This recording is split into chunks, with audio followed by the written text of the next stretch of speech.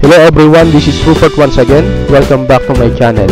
In today's video ay tuturo ko kung paano mag-force uninstall ng isang computer program or application gamit ang Revo Uninstaller Pro. Kung bago ko pa lang sa aking channel, please don't forget to subscribe and hit the notification bell para ma-update ka sa aking mga latest videos.